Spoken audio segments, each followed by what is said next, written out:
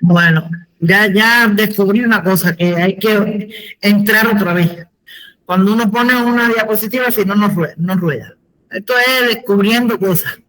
Bueno, vamos a hablar de las glomerulonefritis y después vamos a ver los tumores renales. Eso es lo que vamos a ver hoy, ¿verdad? Vamos a hablar de las glomerulonefritis, que son enfermedades de los glomérulos, ¿verdad? Tenemos que saber que los glomérulos se encuentran en la corteza, ¿verdad? Y vamos a ver que estas enfermedades, esto es parte más importante de los problemas de la nefrología, siendo la glomerulonefritis crónica la causa más frecuente de la insuficiencia renal crónica en el ser humano. Se va a clasificar en enfermedades secundarias que dañan los glomérulos en cualquier enfermedad sistémica para diferenciarla de las enfermedades que solo dañan el riñón, o sea, que serían las primarias. O sea, que se clasifican en enfermedades primarias cuando dañan el riñón solamente y en enfermedades secundarias cuando hay una enfermedad que daña otros órganos y que también daña el riñón, ¿verdad? Bueno, las enfermedades sistémicas, como las enfermedades inmunológicas sistémicas, el lupus eritematoso sistémico, los trastornos vasculares como hipertensión, poliarteritis nodosa, enfermedades metabólicas como la diabetes, todas esas son secundarias, ¿verdad? Entidades hereditarias como la enfermedad de Fabry, a menudo afectados que afectan los glomérulos, esas serían secundarias, ¿verdad? Tanto la hipertensión como el lupus, como la diabetes, todas esas son secundarias. Bueno, vamos a ver que la clasificación de las glomerulonefritis primaria van a ser glomerulonefritis proliferativa aguda, post-estreptocóxica. ¿Y por qué? Vamos a ver por qué esta se considera primaria, ¿verdad? No post-estreptocóxica, glomerulonefritis rápidamente progresiva con semiluna, glomerulopatía membranosa, enfermedad con cambios mínimos, glomerulosclerosis focal y segmentaria, glomerulonefritis membrano proliferativa, nefropatía por IgA y glomerulonefritis crónica, ¿verdad? Vamos a ver que dentro de la secundaria está el lupus eritematoso sistémico, la diabetes mellito, fíjate, sistémico porque hay uno fijo discoide crónico, por eso es que le digo sistémico, la diabetes mellito, la amiloidosis, el síndrome de Goodpasture, porque fíjense, en la amiloidosis se pueden producir depósitos de una sustancia proteínica, ¿verdad? En distintos lugares del cuerpo, corazón, riñones. Poliarteritis o poliangiitis microscópica, granulomatosis de Wegener, púrpura de Cholin-Henoch, endocarditis bacteriana, síndrome hereditario o síndrome de Alport, enfermedad de membrana basal fina o síndrome de Fabry. Y bueno, en el caso de la estreptocóxica, que yo le dije que le iba a decir por qué era, que era primaria, pasa algo similar que lo que pasaba en la fiebre reumática, ¿verdad? Esto ocurre por una enfermedad, una faringoamigdalitis por el grupo de Streptococcus A, como se va a ver después, ¿verdad? Y esto al cabo del tiempo presenta una glomerulonefritis primaria que evoluciona bastante bien con el tratamiento, ¿verdad? O sea, que se cree que sea un proceso inmunológico. Esta glomerulonefritis, ¿cómo se llama? Post-estreptocóxica.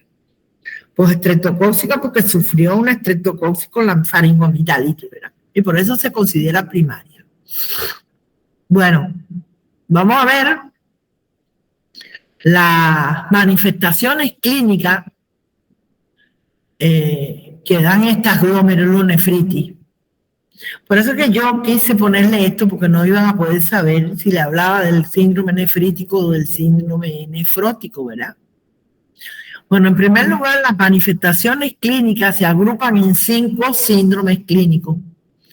Síndrome nefrítico agudo, donde hay hematuria, azoemia, proteinuria variable, oligoanuria, o sea, poca cantidad de orina, edema e hipertensión. La glomerulonefritis rápidamente progresiva, que tiene una nefritis aguda con proteinuria. El síndrome nefrótico, hay una proteinuria de un 3,5 gramos con hipoalbuminemia, hiperlipemia y lipiduria. Insuficiencia renal crónica con una azoemia que empeora hasta la uremia, y proteinuria o hematuria asintomática, que es una hematuria glomerular proteúnica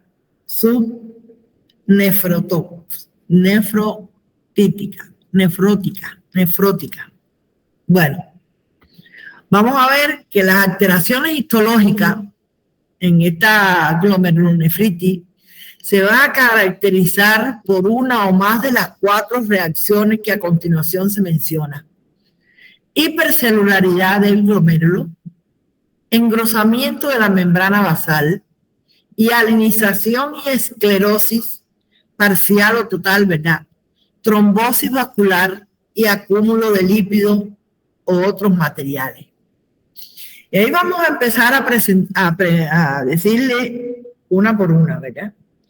La hipercelularidad glomerular está caracterizada por una o más de lo que sigue: proliferación celular de células mesangiales o endoteliales, o sea, del mesangio renal o de las células endoteliales, infiltración de leucocitos o leucocitaria, de neutrófilos, monocitos y algunas enfermedades por linfocitos, sobre todo en aquellas enfermedades inmunológicas, ¿verdad?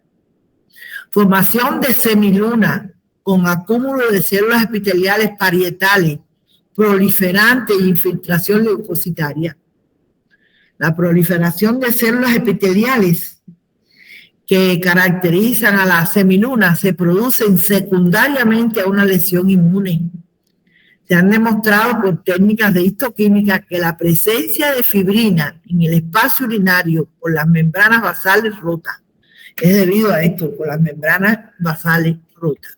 Bueno, seguidamente hay un engrosamiento de la membrana basal glomerular, que al microscopio óptico esto se observa como un engrosamiento de las paredes de los capilares, observándose mejor con técnica de Paz, que al microscopio electrónico esto puede constituir depósitos de material amorfo electrón denso, ¿verdad? Complejo inmune y fibrina, amiloide, ¿verdad?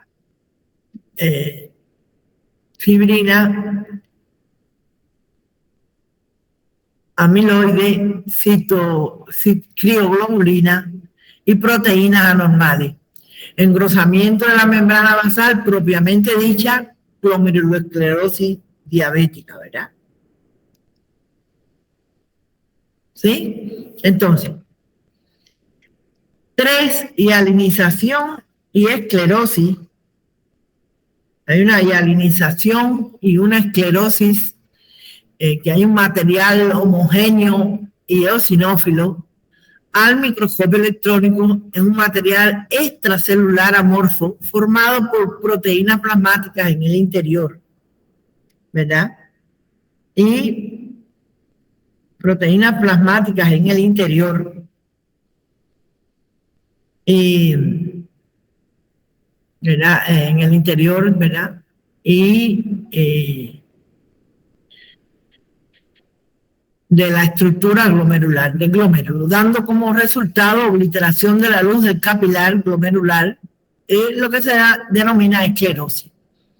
Trombosis vascular, otras alteraciones adicionales incluyen la trombosis infraglomerular, acúmulo de lípidos u otros materiales metabólicos.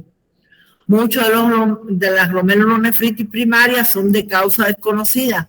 Con frecuencia se clasifican por su histología. Déjenme decirle que, por lo tanto, estas biopsias renales tienen que ser cortadas en un ultramicrótipo para hacer corte fino para poder verlo, ¿verdad? En un corte grueso no vamos a ver absolutamente nada, o sea que estas lesiones deben ser cortadas en un micrótomo bien fino. Bueno, aquí vamos a ver un glomérulo normal. Si observamos, presentan la luz de los capilares. Fíjense que eso es un ovillo de capilares que está normal, ¿verdad? Con un microscopio de luz, las asas de un microscopio óptico, ¿verdad? Las asas de los capilares glomerulares son finas y delicadas. Las células endoteliales y mesangiales son normales. Y los túbulos que rodean los glomérulos son normales también. Todos estos túbulos que están rodeando al glomérulo. Vamos a ver que con una coloración de paz, ácido periódico de Schiff, vamos a ver que todo está normal. Ahí no hay engrosamiento de ningún tipo, está normal. Los capilares y la membrana basal glomerular están normales. Tenemos entonces una microscopía electrónica. Acuérdense que la microscopía electrónica es, ¿cómo se llama?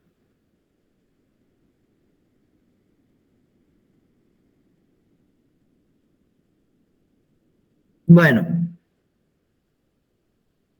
esto es una microscopía normal. Aquí tenemos la luz del capilar con un glóbulo rojo, las células del mesangio, las células que filtran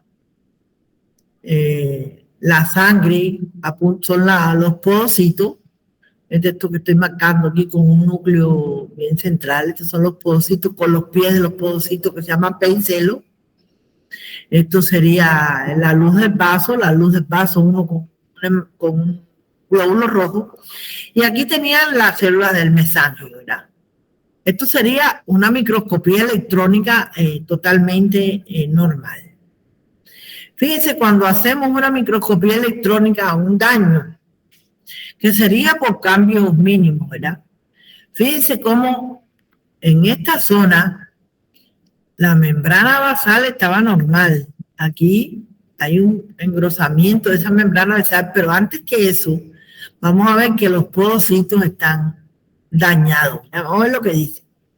Esta es una enfermedad por cambios mínimos que se caracteriza por un desgaste de células epiteliales, los podocitos. Fíjense que no tienen los pedicelos bien caracterizados. Por pérdida de los procesos de podocito. En la parte más baja se observan dos glóbulos rojos de electrón denso, serían estos de aquí, ¿verdad? Y los podocitos presentes con los pies engrosados. Estos que están aquí son los pies, ¿verdad? Todos están engrosados y otros se han perdido.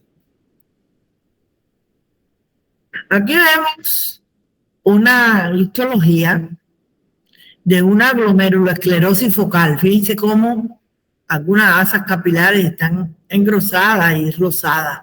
Eso es una glomerulosclerosis focal segmentaria. Hay veces que se hace el diagnóstico desde el punto de vista histológico, y estos generalmente son primarias. Y son llamadas enfermedades por cambios mínimos.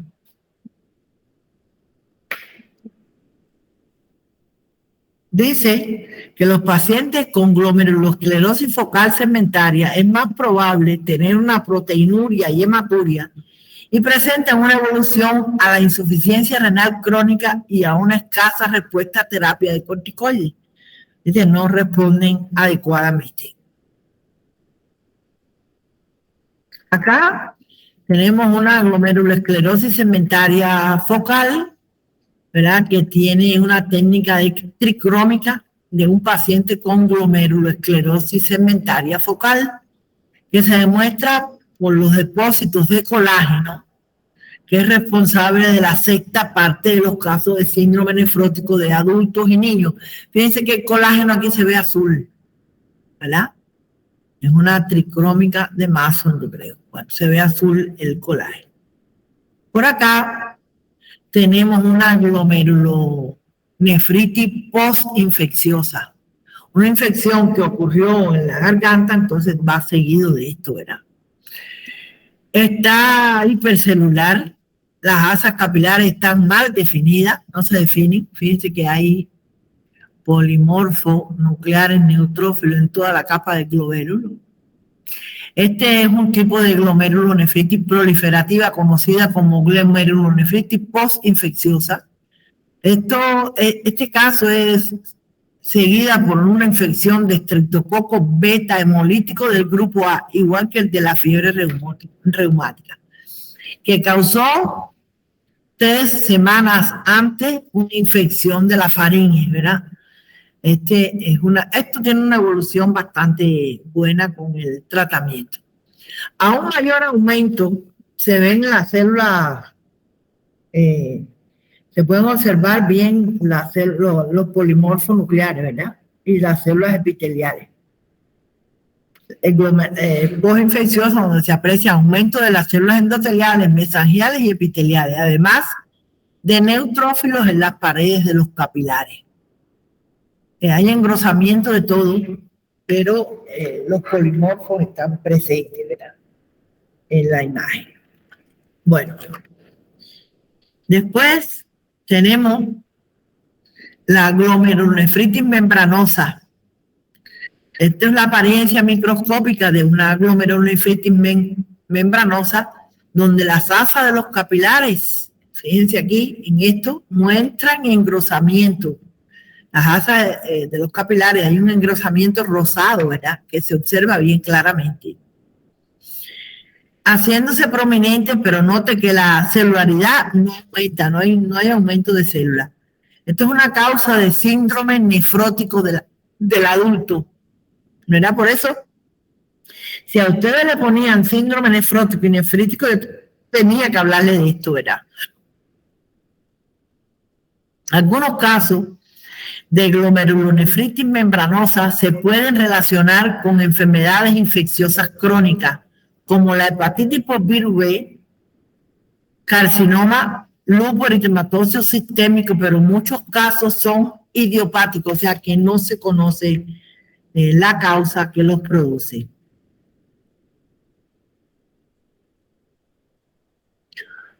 Esto sería una glomerulonefritis rápidamente progresiva, ¿verdad? Miren aquí, ahí tiene la semisluna, ¿verdad? Epitelial circunscrita en el glomérulo con hipercelularidad endocapilar y presencia de algunos polimorfos nucleares. ¿Verdad? Entonces, la otra imagen es una panorámica de los tubos con un contenido hemático en su interior, los túbulos, ¿verdad? Eso es lo que le quería mostrar. Por otro lado, una necrosis tubular en un epitelio de túbulos cilíndricos y hemáticos. En el lupus eritematoso fijo discoide, que ya es otra cosa, el lupus puede ser fijo discoide crónico y sistémico. Lupus eritematoso sistémico. ¿Qué pasa? Que el sistémico tiene un peor pronóstico. Fíjense, dice que el glomérulo está preservado, hay un aumento de la matriz mesangial con discreta proliferación de células mesangiales segmentarias, pero en el fijo discoide no ocurre nada. Sí, no sabemos cuándo va a convertirse en un sistémico, porque ellos pueden evolucionar hacia un sistémico o quedarse ahí, que sería lo mejor, ¿verdad? Entonces, La otra es un lupus discoide que afecta a la piel, ¿verdad? Fijo discoide. La próxima es una glomerulonefritis lúpica sistémica, lupus eritematoso sistémico, que está, mientras más inmunocomplejo exista, el daño será mayor. Casi siempre, fíjense cómo está esto, casi está esclerosado. Estos pacientes mueren por el riñón. Ellos mueren por su riñón. Entonces, aquí la enfermedad glomerular, mientras más inmunocomplejo existe, el daño será mayor, produciendo depósitos en la membrana basal del capilar, dándole el aspecto de asa de alambre. Y por aquí tenemos unos riñones de una glomerulonefritis crónica. Fíjense, la corteza se estrecha, hay crecimiento de la grasa, los riñones pueden verse más pequeños que eso, ¿verdad? Aquí terminamos esto. Entonces, voy a quitar esta. Prof, uma pergunta. Dime.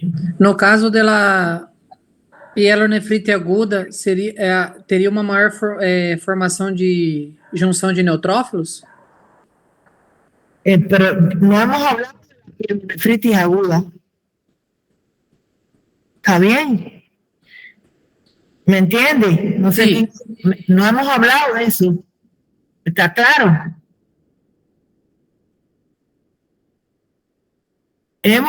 Estamos hablando de la pielonefritis. La pielonefritis es una afección que surge en el intestino, que si es aguda es polimorfo, ¿sí?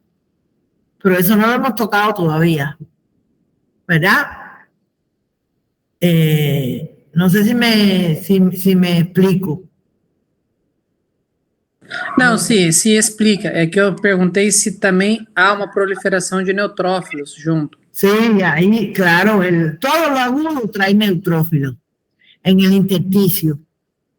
Lo que pasa de la pielonefritis aguda, si el riñón se pone grande, tiene complicaciones, ¿verdad? Puede tener absceso, pero si tú tienes un tratamiento correcto, ella cura. El problema es cuando es crónica. En el caso de las crónicas sí hay fibrosis y hay una serie de elementos, infiltrado inflamatorio crónico, una serie de elementos que puede llegar a una insuficiencia renal por la pielonefritis maltratada y que se hagan crónicas.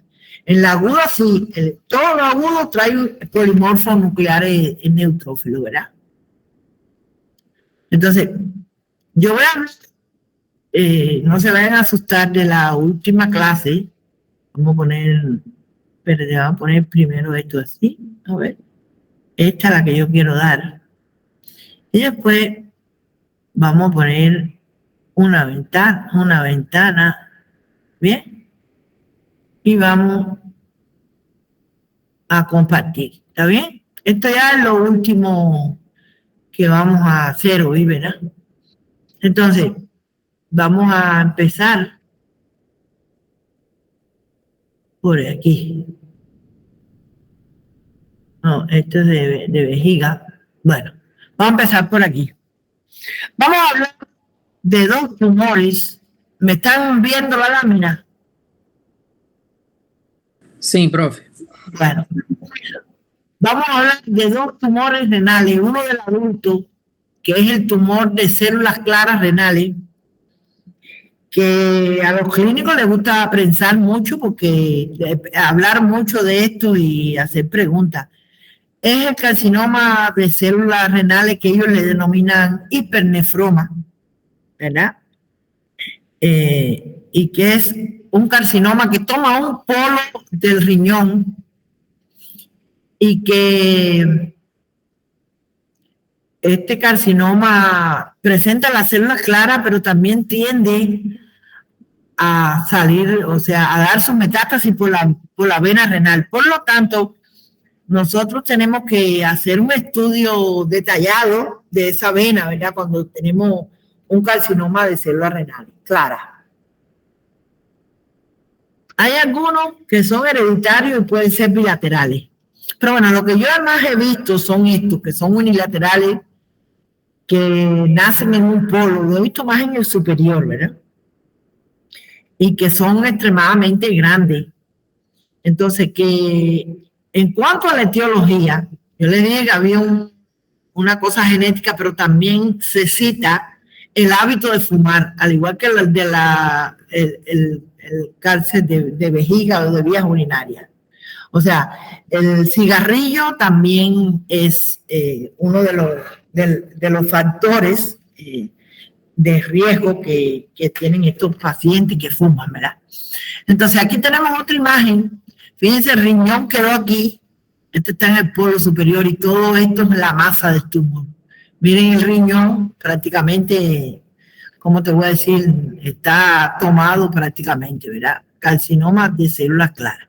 Por aquí tenemos otro, que este sería el riñón y tiene como una forma quística, ¿verdad? Hoy en día, a través de los estudios, ¿verdad?, que pudieran hacerse con preventivos, digamos, se pueden detectar y se pueden intervenir, inclusive no sacar el riñón completo, ¿verdad? Puede ser que pueda sacar parte del riñón cuando es pequeño este tumor, ¿verdad? Bueno, vamos a ver que es muy importante este carcinoma de células claras renales, estudio de la vena, y ahí hay una señal, ¿verdad? Estudio de la vena porque sus metástasis van por ahí, ¿verdad? O sea que tenemos que estudiar la vena. Desde el punto de vista histológico del tumor, ¿verdad?, se van a ver células blanquecinas, claras, ¿verdad?, monótonas. Fíjense que no hay cierta tipicidad, pero lo que pasa es que esto está en el riñón, al lado de los elementos renales, entonces esto te debe sorprender, ¿verdad? No es tan agresivo desde el punto de vista de su celularidad. Que hay que muchas veces diferenciarlo de miren, aquí hay un quiste simple, que muchas veces tenemos que hacer el diagnóstico diferencial de las metástasis, ¿verdad? Estas serían metástasis que tienen un centro umbilicado. No sé si lo ven bien. Esto, por ejemplo, sería un quiste simple que no tiene mayor trascendencia, pero este riñón, ambos están llenos de metástasis de otro tumor que no sé en realidad cuál sería, ¿verdad? El otro tumor que vemos, el otro tumor que estamos viendo sería este, que es viste que no sé si ustedes tienen cercano el programa, dice tumor de Wilms y nefroblastoma, es la misma cosa. El tumor de Wilms es el nefroblastoma y que es un tumor embrionario. Por eso se llama nefroblastoma. Todo lo que es blastoma es embrionario. Y hay que decir que estos tumores quedan restos de tejido renal inmaduro, y es lo que se deriva del tumor. Hasta hace unos años, este tumor generalmente mataba a los niños en poco tiempo. En poco tiempo estos niños morían. Pero con el advenimiento de las terapias que existen, ¿verdad?, ha tenido un pronóstico bastante bueno este tumor, este nefroblastoma. En realidad, yo que trabajé en un hospital pediátrico y que veía estos tumores, nosotros hacíamos el diagnóstico por una punción de aguja fina, porque esto nos permitía que si el tumor era muy grande o lo que fuera, era un riesgo que en una operación de un niño, bueno, yo creo que del adulto también, pero el niño es catastrófico. El tumor se puede romper y tener siembra a peritoneo, ¿verdad? Esto es catastrófico. Pero bueno, eso se hace actualmente en todos los hospitales pediátricos del mundo, ¿verdad? Pienso yo. Entonces, se hace una punción de aguja fina. Y eso, lo que pasa es que hay que trabajar con un equipo multidisciplinario que abarcan radiólogos, pediatras, oncólogos y patólogos. Vamos al lugar que casi siempre es donde está la ecografía o el ultrasonido, como le llaman ustedes. Entonces el radiólogo localiza el tumor y te dice más o menos dónde tú tienes que pinchar para no correr riesgo de un vaso o cualquier otra cosa que pueda ser peligrosa, ¿verdad? Entonces, al tú funcionar la técnica, ahí mismo te hace y entonces tú vas a decir que es suficiente y vas a darle color a esa lámina en el departamento y vas a, ¿cómo se llama?, hacer el diagnóstico inminente, ¿verdad?, de la lesión, de cualquier tumor.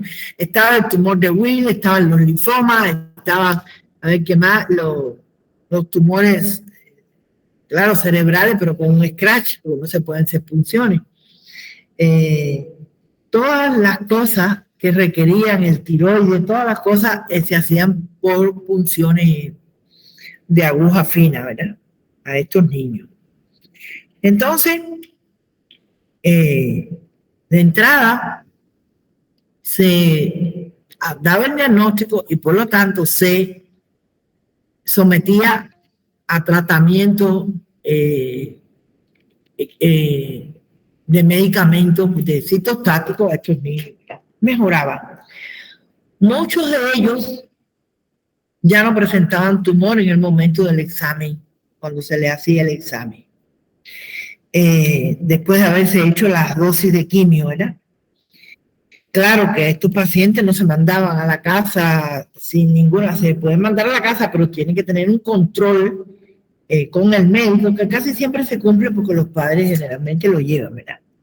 O sea, tenía que tener una consulta siempre pendiente para estarle repitiendo los análisis a ver si aparecía de nuevo la lesión, ¿verdad?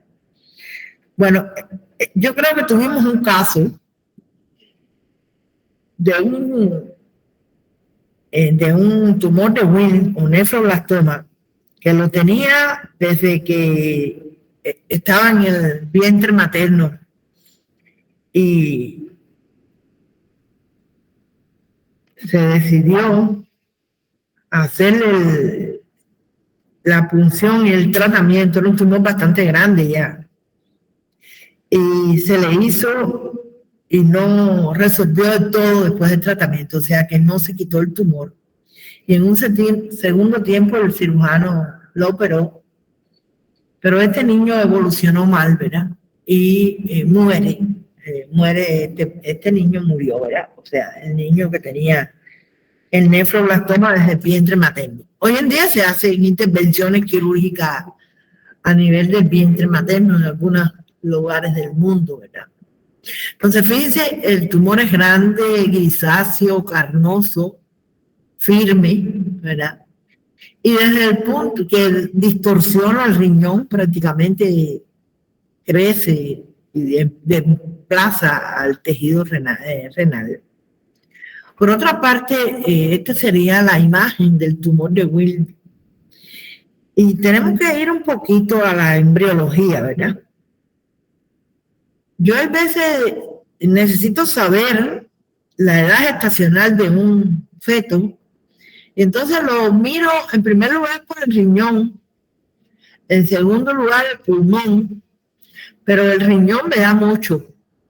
Entonces, de acuerdo a la edad gestacional, se van formando en la corteza las nefronas, pero cuando son primitivas, existen estos túbulos que van a ser, lo que sería después el glomérulo, ¿verdad? Son túbulos primitivos que se van formando en capas en la corteza y algunos van haciéndose glomérulos y tú más o menos dices la edad gestacional del paciente a más nefronas que vea, ¿verdad? Bueno, estos túbulos son túbulos inmaduros. Este niño tenía 4 años, ¿verdad? Que no se desarrollaron a nefronas y entonces forman el tumor de Wilms, ¿verdad?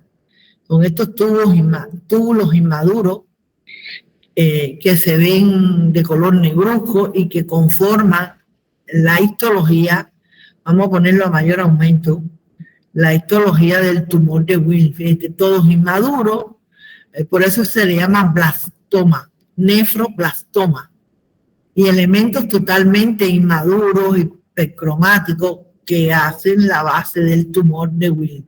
Estos tumores de Wilms tienen en la actualidad buena, ¿cómo se llama? Buena evolución. Y esto es debido a los tratamientos impuestos por los distintos, ¿cómo se llama? Por los distintos tratamientos que existen de citostáticos, ¿verdad? Yo no sé si quieren hacer alguna otra pregunta. Yo lo que estoy viendo es que por poco nos quedamos solos, ¿verdad? Por poco estamos solos. No sé. No sé si tienen alguna pregunta. Si tienen alguna pregunta. ¿Verdad? Vamos a terminar temprano, ¿verdad? Terminamos temprano.